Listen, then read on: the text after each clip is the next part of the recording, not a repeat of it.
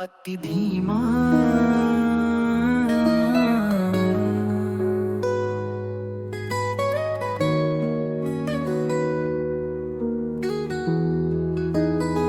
मेरी शिरोमणि राम पौल सैनिकी निष्पक्ष समझ समर्थ शाश्वत वास्तविक सत्य निर्मल प्रेम समस्त अनंत विशाल भौतिक सृष्टि प्रकृति के अस्तित्व को भी चीर कर अनंत सूक्ष्म स्थायी ठहराव गहराई में ले जाती है यहाँ मेरे अनंत सूक्ष्म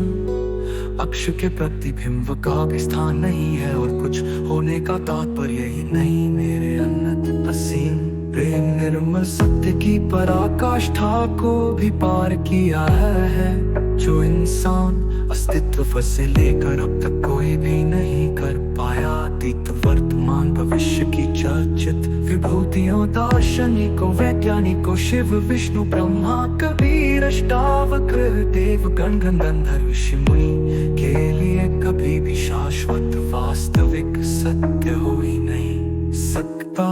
क्योंकि वो सब अस्थाई जटिल बुद्धि से बुद्धिमान हो गई विचारधारा से सिर्फ अस्थाई जटिल बुद्धि के दृष्टिकोण में ही भ्रमित थे हैं और हमेशा रहेंगे खुद की अस्थाई जटिल बुद्धि को संपूर्ण रूप से निष्क्रिय कर खुद से निष्पक्ष होकर खुद को समझ कर खुद के स्थायी स्वरूप से रूबरू होकर खुद की निष्पक्ष समझ के बिना हर व्यक्ति अस्थाई जटिल बुद्धि से बुद्धिमान होने पर मानसिकता में ही होता है जो सिर्फ एक मानसिक लोभ है ज्ञान विज्ञान भी एक मानसिकता के सिवाय कुछ नहीं है सिर्फ मात्र जीवन यापन का शोध है